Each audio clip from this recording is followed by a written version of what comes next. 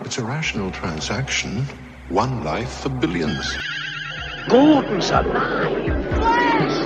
Flash, I love you! But we only have 14 hours to save the Earth! Hey, reflection, I really like you. Don't want your friends. Hey, man, I think Well, here we are again, listener, just jumping right into it. Welcome to another episode of A Rational Transaction. That one over there is Caleb Dirksen. That one over there is Alexander Peters. Hey, Alexander Peters. I gotta say, I think... oh, sorry. Hey, audience. This is A Rational Transaction, a show where we watch Flash Gordon every week for the rest of our lives and talk about it. You keep saying for the rest of our lives, Caleb, and I don't know if I have that in my tank. I have, when we... Alexander, I'm not a fake fucking fan, okay? I'm a real fan. I'm a Zarkovian through and through. Okay. Yeah. It just gives me hope to know that there's a light at the end of the tunnel, and if that light is further and further away, then I just might fall into despair. And I don't know that I want that so soon. I get it, man. In my new year. You know. Well, let's just. I just had an intrusive thought about Christmas trees on Phrygia, but let me push that thought to the side. That's fair. That's fair. Let's get into it. Tell me. We talked a little bit before the show. Sorry, audience. Spoilers. We actually we converse outside of this podcast, and Alexander told me that he wasn't having a good time this episode, and I gotta say, I feel like I had a rough time too. Yeah. See, here's the thing. I woke up yesterday knowing that we were going to record today, and I hadn't watched it yet, and it was my one day off work, and I woke up, my first thought was, I have to watch Flash today, and it was the first time that it was like it took actual like willpower and effort to sit down and watch this movie, that it felt like a chore, and I don't like that that's happening so fast. But then again, after 5 watches in a row, it was bound to happen. But it's just like, I wasn't ready for it to be this week, that it was that my mind was in that space, you know? So are you telling me that expectation is what's hurting you, or was it the film itself that hurt you? See, once I sat down and I watched the film, I feel like a little bit of Stockholm syndrome happened for me. I really enjoyed the scenes with Sam J. Jones this time around. Not gonna lie, like every time he showed up on screen, I'm like, yeah, Flash, there he is, and that's just where my head was at. Everything else was just yeah. Everything else was just kind of, okay, we're doing this again. Flash, yes. And I was ready for the next Flash. one. Go, Flash, go! Oh, yeah. I feel the same way as you, Alexander. There's a lot of things this time around that I actually noticed a lot of details that I hadn't seen the last few watches. So I'm ready to share some of those. One thing that really surprised me is I noticed that... Did you hear the line where they say that Dale and Flash used to date? That really just kind of like... I heard that and I was like... What the hell? Like, this is Where in the film did you see that? I think Flash mom says it to him. What the fuck are you talking about, dude? Flash's mom is not in this movie. Okay, hold on. Wait a second. What did you watch? Did you watch the old TV show? Wait a second. What did I watch? Caleb, you can't switch movies on me this early Flash on. 2007 TV series? I watched that? This is so embarrassing. Oh my goodness. Caleb, no. Caleb, you can't do this to me. Oh my gosh. Okay. Tell me everything. I need to know. Alexander, when I was watching it last night, I started watching it and it was so bad, but not in like, I kind of want to say it's in so bad it's good territory, where watching it is such a gut punch that I kept on fighting the temptation, the desire to like message you or call you and say, hey, instead of watching the movie, you need to watch this show. And I thought, I think it'd be funnier if I just sprung it on him. You bastard. And I hope you feel the same way. No, it's good. Okay. Yeah, tell me. Okay, so Flash and Dale used to date. Are they in high school in this? It's like I think they're like young adults. I think they're like mid-20s. They're like just getting into their careers. I need to say something, Alexander, because I know we could do the whole, like, I could give you this whole plot beat by beat. I could tell you every single little thing that happens. But I think it makes more sense if I just describe it like this. Imagine everything you love about the Flash movie, and imagine everything you love about the Flash comics that we've never read and the old Flash TV shows, and you suck anything about them that makes them special, fun, unique, heartwarming, endearing, funny. That's what you get with the Flash Gordon 2007 TV show. Let me tell you how little respect they have for this character. This is the second I heard this. I'm sorry, Alexander. I'm just derailing everything right now. I'm so sorry, but I have to say this. Just go. Flash, the movie starts. Flash Gordon is not a football player. He's a marathon runner. He's very fast. And then they cut to a flashback of Flash running when he's a little kid with his dad. And his dad said, wow, you're so fast. I'm going to start calling you Flash instead of Steven. And I realized that in this universe, his real name isn't Flash and just a shitty nickname. And that broke me. Oh, no. Oh, no. That's how little respect they have for the character. They can't even make it his real name. You can't just name somebody Flash. That would be abuse, Caleb. Oh, man. I think that sums it up perfectly. But Alexander, it was just your basic shot in Vancouver ass looking show. Hey now, there's a lot of great television shot in Vancouver every now and then. Supernatural had 15 seasons, and every single one of them was a work of art. Imagine, it looks like the outtakes from Supernatural is what this looks like. Oh man, that's really too bad. I can't believe you watched that. I have so much sympathy for you, and I feel like I got the better half of that deal this time around, and I regret every negative thing I've just said about having to watch my movie. I was feeling the Stockholm Syndrome setting in as well, and after I watched this show, I was begging for this movie. It's like if you've ever in your life taken something for granted, and you said, I don't think, that's good enough or whatever, and then you leave for a week. And you come back, you leave for a week and you're like, oh, my old life was really good. I need that back. That's what it was like. I said, I thought the grass was greener on the other side, and I stepped from heaven into hell, and I want to get back now. And I will never take this movie for granted again. I begged for Dale. Some of the fight scenes in the show are so bad that I legitimately said out loud, I said, I wish I had Dale flipping around, kicking guards in the palace. Because that is better than this. So what'd you think about the movie? Oh man, like I was saying, in the mind space of when I was watching it, it took a lot. I broke it down into, it took so much effort out of me that I had to pause it halfway through the movie and take a break, play a little bit of video games, and then jump back into it. Just because I'm like, okay, here we go. Because I stopped watching just after Flash's execution scene because I wanted to see that again because that's never a slog. I like what's that dripping scene. from her eyes, and I'm like, what's I still leaking got from an her hour eyes? and a bit to go. It's what they call tears. Yeah, I deserve a break. But I wanted to play a little game with you, and it might not be as fresh as your mind, but then again, you have watched it 4 times in a row, so I think you're probably more equipped than most people in the world to deal with this.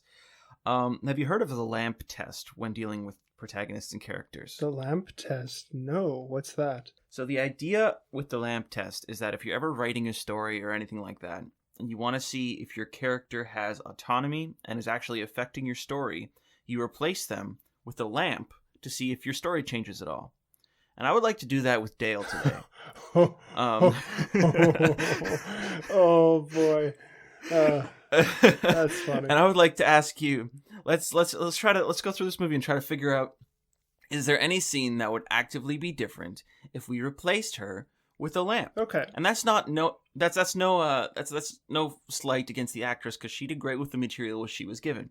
But this is just like, her character doesn't really have a lot going on for her, aside from the fact that everyone who sees her wants her, and that's kind of her thing. Famously, we never ever given her a negative review. We've never said that she was the worst actress of the movie. We've never said, and famously, we never disparage women in film. Yeah. Okay, you're saying this and I'm feeling like a shithead, but at the same time... No, let's do the test. Okay, let's run it. Cool.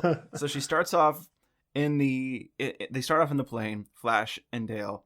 I don't think there's any moment in this where she actually does anything other than nitpick or complain that Flash is being an asshole to the pilots, right? So, like, Flash still would have gone to the cockpit. He still would have bugged them about, like, maybe fly a little higher, guys. It'll be less turbulence, which you said was an asshole move last time, and I really... Oh, I got something to say about this too, about from the show. Okay, we're going to come back to this. Okay, remember, pilots, coming back to that. Okay, cool. I don't think replacing her with a lamp changes anything with this scene. Is there, like, any moment in your mind that you can think of in this film where she actually affects the story in any way, aside from Flash getting engaged or something like that? The only thing I can think of her meaningfully changing the movie is, well, I guess her marrying Ming is a very big deal. And her escape is what releases Zarkov, is what gives Zarkov an out. Her escape is what lets Zarkov come out so that they can get on the rocket cycle together. And then he says, I actually was already free, but now you've given us a chance to escape. Right, that's true. Okay, so yes, I had forgotten about that one point, that she convinces the slave to drink the potion. A lamp could not do that. You are right. Turns out Dale passes the lamp test. Perfect. Well, that's she kills some guards, but it doesn't seem to have an effect on the composition of the Royal Army. I feel like that is probably the sole part of this film where Dale feels like she has any say in what she's doing, is when she tries to escape in that moment. Aside from that, she's always held captive. She's either with the Hawkmen, she's either in Mongo City, and I'm slowly picking up on names of places now, and it's useless information, but I feel good to know it, you know? It's world building, right? Yeah, it's world building. We're getting a sense of the people of Mongo. I had another question for you. Actually, no, let's jump back to the thing you wanted to talk about the pilots. I was going to say, is there any other characters we can lamp with?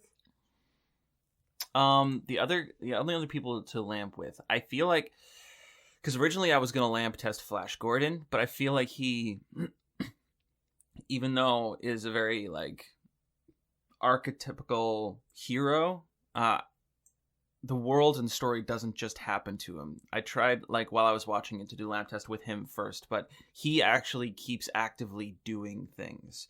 Like, he tricks Baron to run away, very similar to Dale does in Mongo City. He flies and crash lands the plane. If he was a lamp, he would have just been placed outside of the rocket ship. He tries to break back into the ship, and as a result, he ends up in space. So he's a fairly autonomous character. And Zarkov is the reason everything happens. So also, lamp doesn't really work with him. And those would be the three people that you would typically do a lamp test with, as your three protagonists. Mm-hmm. And also Flash makes a lot of huge... I think what I love most about...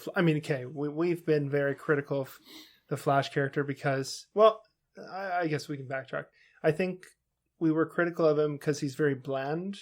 But again, that's the same as, like, your Luke Skywalkers, guys like that. Yeah. They exist to have fantasy... Like, the world around them is their story. So they don't need to be interesting. Yeah. And... I actually, this time around, I found myself really, really liking Flash's scenes.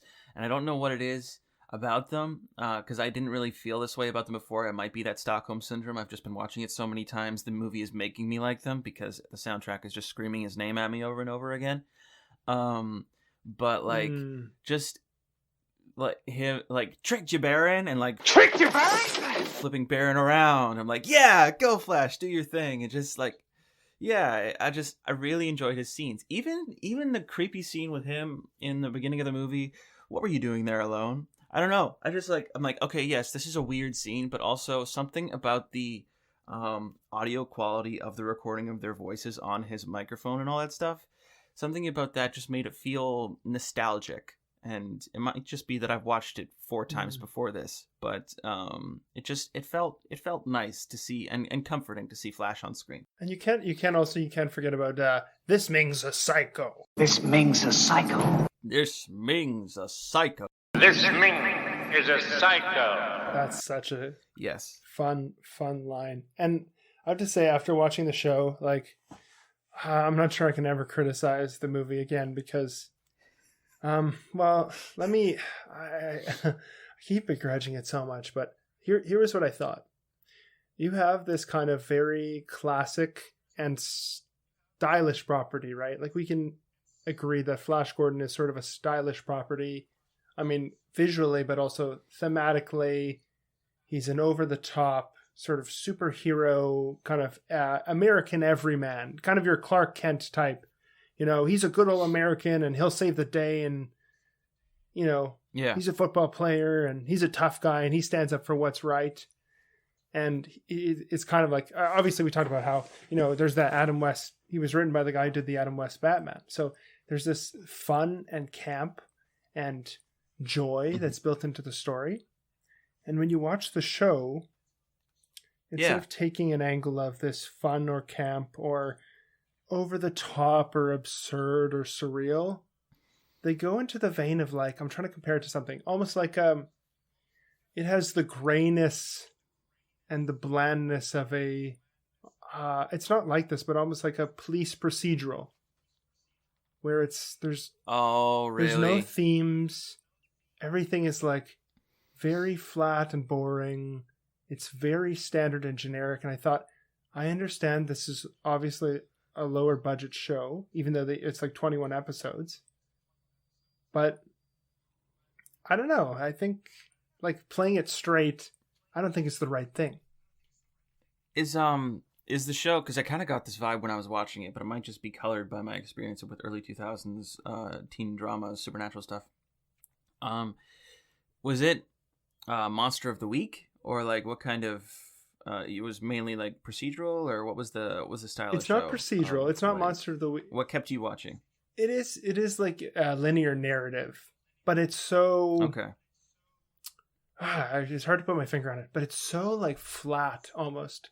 Like there's not a lot of whereas the movie has like all these like really, even in the littlest ways, like these really corny, goofy, over the top moments that may just make you happy. And there was one moment in the show that made me feel like the movie did, and I legitimately laughed and smiled, and I said, "That's Flash.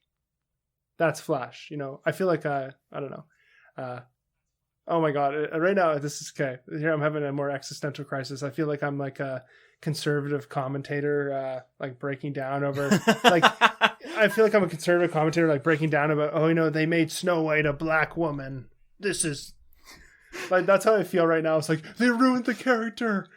They won't stop till everything is destroyed. I'll get to these 2 things and we'll get back. I'm sorry. I pulled this little stunt on you and now I'm being a show hog. But number one, so the shot I really liked is they're after, Flash is trying to find Flash has a watch from his father. And of course you would guess this because you've seen a single show, but of course inside is a super secret magical device that everyone in the universe is after. But Flash doesn't know that his dad gave him this super secret magical device.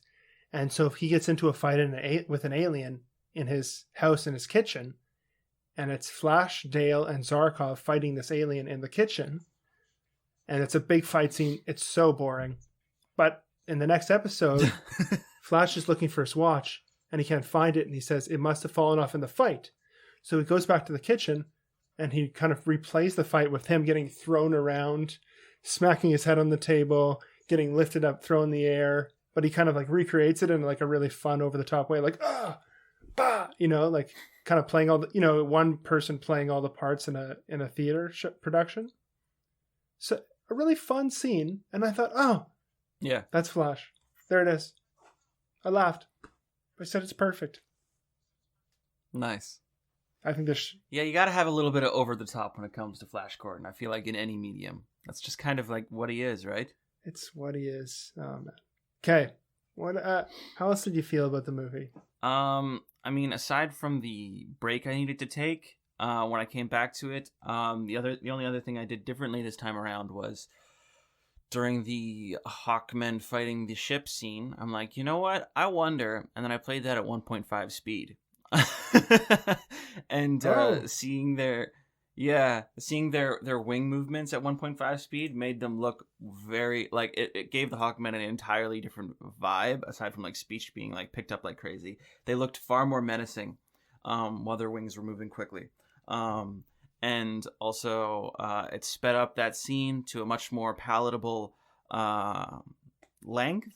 And then as soon as that was over, I put it back to normal speed, and then I felt like that felt about right. I enjoyed that. It sounds like, that sounds perfect for our edit. Yeah, exactly. Just speed that up a bit, and then we're golden.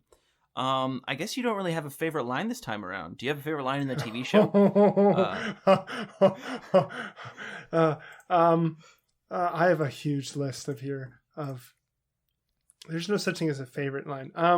Ming is a horrible character, and I don't mean a bad guy. Ming is merciful in the show, and there's a question where. There's one of the subjects is talking to Ming, and the subject says, "Ming, if they are all dead, you will have no one left to tax." And then he's like, "Oh, very well." And then he shows mercy. And that moment, I was like, "No!" Because the old Ming would have said, "Then I shall receive no tax," or whatever, and he would have killed them all himself. Like. Mm-hmm. Yeah, that's a change of form. There's so many other good ones. Here's a good one. Flash is talking to Princess Aura about her father, Ming.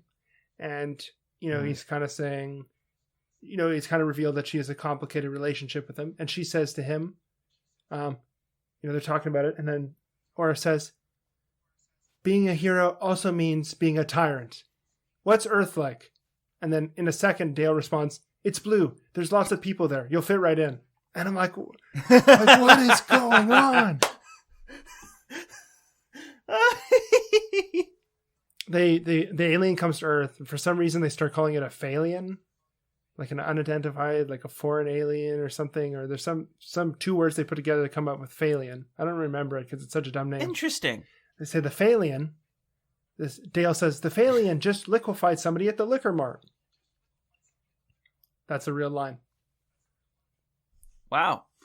Okay. Zarkov is a fucking loser in the show. I got that vibe when I watched a scene of it. He's a nervous little wreck, and when Flash touches him, he's like, "Please don't touch me. I don't like to be touched. I was your father's assistant." I'm like, where's my built this to send in friendship? Built this to send in friendship. Sorry, I feel like I'm having an existential crisis right now. You're spiraling, Caleb. Snap out of it. Pull up, Flash. Flash can't land. Oh God. Oh, this broke me. You'll have to watch this sometime, man. Maybe. I will. I definitely will have to. I'll look into it. It's on my watch list anyways. But now that you've done this to me, now I'm gonna have to pull it up on my timeline, I guess. The nicest thing I can say about it is it will make you fall in love with the movie more than you ever have. It will make you see the movie in the most rose-colored glasses in the world. Then maybe I need to wait on it a bit until I get a little bit more in the why am I doing this phase. My favorite line in the movie this time around definitely was when it has to do with Flash naturally, but like when he's flying the Ajax ship into the lightning field, and Voltan has left, and he's flying towards it, and he just says, "Dale, what a damn shame." And it was just like his delivery on that, and that man thinks he's flying to his death, and he's saying goodbye to the thing he loves and to the world and all that stuff. It's just, man, it's a really touching scene, and I really like that. Sam J. Jones, favorite actor this time around. Favorite character. Did a great job. Sorry it took me this long to get to you, Flash, but you got me eventually, and you were number one for me this time. I'll miss you, man. Yeah. I do have a question about the movie. Okay. Because I paused this and like played it frame by frame, trying to figure out or have any idea where they would have been going with this. But the glove is like a silk black glove over the hand that takes the ring, Ming's ring, at the end of the movie. Who do you possibly think that could have been? Because like I'm running my head. General Kala is dead. Clytus is dead. Who else could there have been? Who else has the dark glove? I mean, is that the Imperial garb? Well, they're all clothed in red, aren't they? But don't they have a black? Unless they're one of Clytus's secret police. That is a good question. We haven't done Flash Gordon hand breakdown. Let me pull it up. No, we have. Because, yeah, the secret police have gold and black outfits. But I feel like the only members of that crew that we saw were Kala or Clytus. It might be someone else from the comics that we're not aware of. Because Ming has a red glove, so it's not him. But I think the movie also shows him kind of going into the ring. That's how I read it. Like kind of like Sauron. Yeah, the way I saw that was like probably one of Ming's servants gonna try to release him later or something like that. I wonder if it's. I told you this, I think, last time we talked about it, but I wonder if it's going to be Son of Ming. Because in some of the comics, the main antagonist is Ming's son. Oh, right. Yeah, that's entirely possible. Because that was something I had thought it might have been someone from the comics that hadn't been in the film yet. But I just wanted to see if if you picked up on something I had missed. Because I couldn't find or think of anyone other than Clytus or Kala that had the black gloves. Yeah, who else could it have been? I think... Well, do you think it could have been Dr. Hans Zarkov? He needs the power to control it, to protect the universe? Done. That would be a twist. He's using it to try to find a way back to Earth. Because he does say to Dale, "We'll certainly try," about trying to get back home. Oh, I'm sorry. I keep talking about the show, Alexander, but here's something else that broke me again. One thing I love in the movie is there's all this fun radio chatter, like War Rocket Ajax approaching. Rocket Ajax returning. And they have this like fantasy dialogue. When Flash and Dale go to Mongo in the show, a ship comes to pick them up, and over the ship's radio, and it's like some modern warfare ass like fricker. Over, fax standing by to copy grids, over. Solid copy, Stalker 2. AC-130 approaching. I'm like, it's like, you ruined it. It should have been like, we're sending out a Imperial throne runner to escort you home. I'm surprised that they wound up on Mongo so quickly. Because, like, for me, if I was imagining them writing this as a teen drama, I would have thought that would have been like an end of the season type deal. That's pretty cool. You'd be shocked to learn how much Mongo looks just like Vancouver, Alexander. You'd be shocked to learn how much of Mongo set is shot in the same two sets. And on some fucking soundstage somewhere. I don't think I'd be shocked, Caleb. Honestly, I don't think I'd be that shocked. Considering the amount of places I recognize on TV. I tried to find the budget for it because I know the Flash Gordon budget was $35 million for a beautiful movie. And I've tried to find the budget for the show, but I couldn't find it anywhere. But I mean, you're in TV. How much does TV cost, Alex? It definitely depends on what type of show you're talking about. Something like Supernatural, I believe the budget's like $6 million an episode. Whoa. But that's just something I heard in acting class once. I'm not an actual producer, so I'm not That would have been like end of the show budget though. That wouldn't have been like earlier seasons budget as low as a few $1,000s per episode. Later seasons budget around $2 million per episode. But that's specifically like Supernatural. Yeah, if you told me that they made this show on like less than $1 million, I'd buy it pretty fast. Yeah, if it's the first season, you're probably looking at a couple $1,000s per episode. You think that low? That's insane.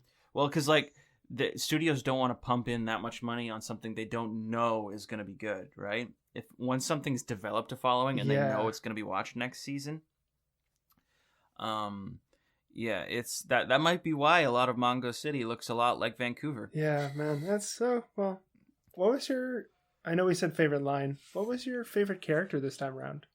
I mean, it was Flash for me. He was my favorite. I loved pretty much everything he was in. Wow, his scenes. Yeah, I really liked him this time around. I take it back. Zarkov is great and everything, but I do get why Flash was the hero, and I was like, because he was straight up willing to end his life at the end of that movie, and I get Zarkov was willing to in the beginning of the movie, but this shows like I don't know. He didn't want to lead rebellion at the beginning, and he was doing it by the end. Got that character growth there.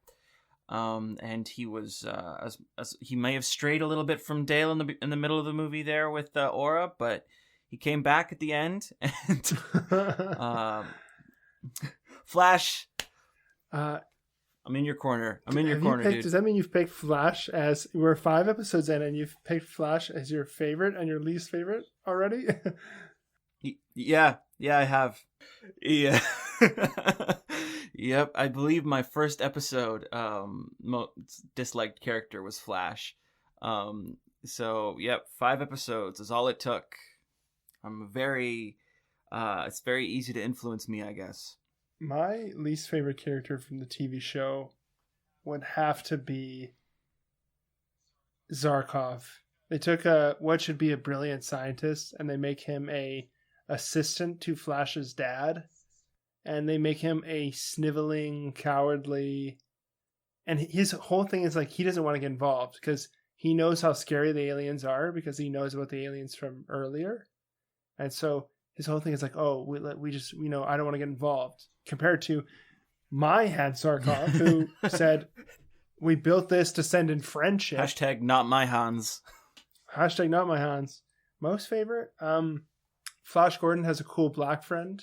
I don't remember his name, but he's a cool black dude, and he has a convertible or a motorcycle, and he's a mechanic. And I thought, this guy's a cool guy on TV, and he doesn't do anything annoying, and it's totally good. He's a new character, so you don't have a previous insight of like, well, he could have been this. Yeah. Oh man, the bar's low. He's just a nice guy. He's a good looking dude. He has a motorcycle. He's just a good looking dude. Hey, that's all it needs to take you to the top. I'm telling you, the bar is that low. Oh man, my least favorite for the movie this time around. I actually didn't write that one down. I didn't think of doing that one, but I would probably have to pick. I don't think I have a least favorite this time around. No one stood out to me as like I wish you weren't here. I felt like, well, no, never mind. I take it back. I think maybe Aura would have been my least favorite this time around, just because she was all over Flash, and she's not for Flash. Dale's for Flash, and they're meant to be together. So, Aura, step aside. Go be with Baron. You were together at the end of the movie. Leave Flash and Dale alone. Interesting. I had no idea you're such a Flash Dale shipper. I'm not. But this time around, I was really in it for Flash's experience, and that was kind of what kept me going through it. Because like, while I didn't want to watch the movie this time around, I did, and I committed myself to like, yes, dude, you're doing a great job, and I enjoyed the scenes with Flash this time around, and I've said that like 7 times, but like that's what kept me going. I'm refreshed by this energy. I think. After this watch, I'm going to come back into it like with a renewed excitement, and it sounds like we're both going to just like latch on to Sam J. Jones a little bit more than we have previously, and maybe we took him for granted. Is all I'm going to say. I think perhaps we did. We need to hold on, and he can carry us through the Imperial Vortex in his big muscly arms.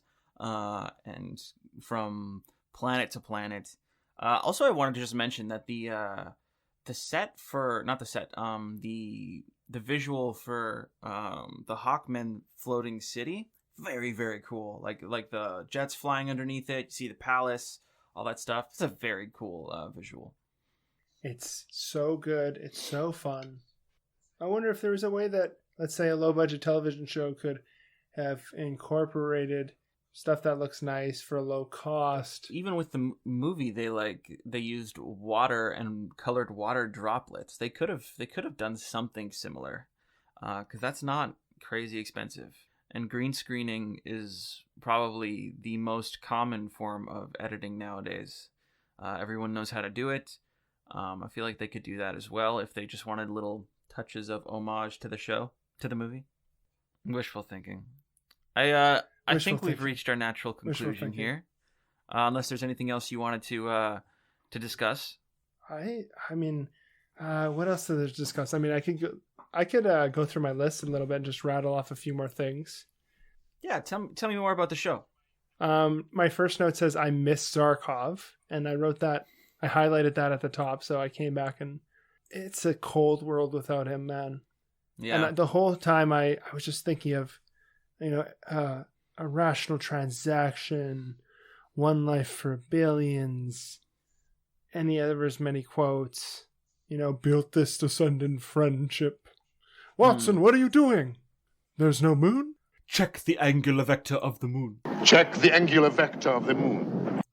Number 2, it's on YouTube, so any show that's just uploaded whole cloth to YouTube tells you a lot about what you need to say. Yeah, studio's given up on it, so music is generic. Like I'm talking like YouTube royalty-free music. The title crawl, like the opening not title crawl, the theme song is so cheap. You've seen YouTubers with nicer stuff than this show. He's super young. That's he's too kind bad. of too young. Flash deserved more. He's like 25. How old is Flash supposed to be in the movie? I guess they never. He seems like a little bit older though. Yeah, but like they say, people used to look older. Yeah, yes, that's true. And he's playing a football player, so he'd probably be like mid-20s. He wouldn't be 30 yet because. That's a good question. Yeah. So we have to go to the lore. An alien shows up in the bowling alley, takes out a green glowing laser. I'm like, oh shit, it's about to get interesting. He shoots a bowling ball. The bowling ball explodes. Cut to commercial. That's terrifying. Then they do this thing I hate so much too. This is the thing I hate most in writing. We see a character. Immediately, this character comes on. You know he's going to die because this guy pulls up in front of the liquor store in like a shitty, like souped up convertible or whatever. And he's kind of a douchebag and he's talking to the phone like, yeah, dude, like I fucked this chick, blah, blah, blah. We had a great night. Now I'm going to go see this other girl. Like total douchebag asshole. Minor extra character. He's an asshole. And instantly I'm like, he's going to die. And then the alien shows up and he's like, what the hell are you doing? Get away from my car. And the alien kills him and drives away in his car. You don't have to make the guy a dick if you're going to kill him. Yeah.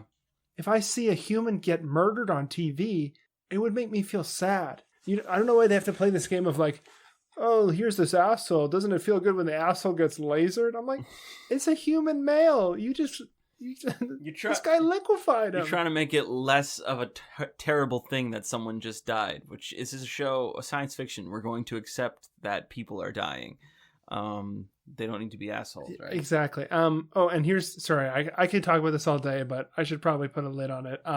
This is what I was talking about when we talk about the Flash being a little arrogant in the plane. Dale's fiance is a police detective.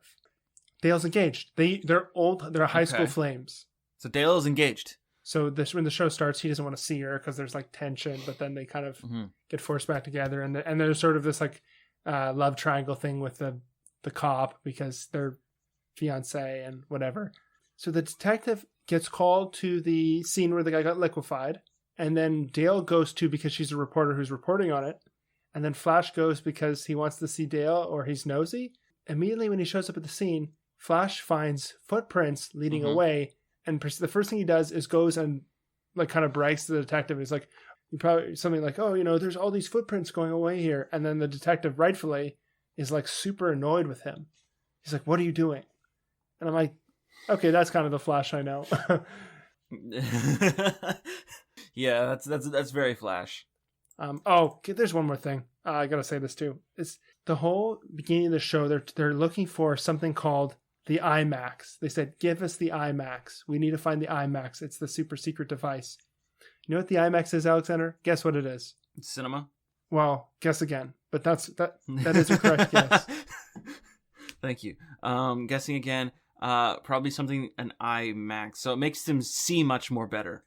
It is a navigational chart, and it's actually the watch, and it's a Timex, but without the T. IMAX. Oh no! That's the MacGuffin. Oh no! Killed me. Hashtag not my Flash. I'm so sick of the woke mob ruining vintage sci-fi television. Okay, you heard it here first, folks. Next episode, we're getting Jordan Peterson on, and it's going to be an entirely different situation. I think the Flash Gordon is better as a archetypical Western male. That's not a good Jordan Peterson. That's pretty good. Western society has culminated in a series of events that have produced a Flash Gordon typology. Dr. Zarkov represents a negative. Dr. Zarkov represents a Marxist, socialist, neo-Nazi philosophy. Sorry, I'm not. Ladies and gentlemen, thank you so much for listening to this. Thank you. We took turns. We went left. We went right. One of us watched a good show. One of us watched a good movie. One of us watched a bad show. And, we came together in the end. And we grew better for it. Well, was it a rational transaction to pay for my life for a show? I don't know. I think you're the only one who can tell me if that was a rational transaction, Caleb. Thank you so much to Dwight for the use of our theme song, Party for One. It's a fantastic song. You can find a link to the Spotify song of it in the description below. Also find it on Apple Music. Listen to all of his stuff. It's really, really dang good. I think that's everything that we have here. Tune in next week as we watch this again. Hopefully Caleb will actually see the movie. We'll find out. I'm Alexander Peters. And I'm Caleb Dirksen, your loyal Zarkovian. Thank you so much, ladies and gentlemen. Have a great night. Hey man.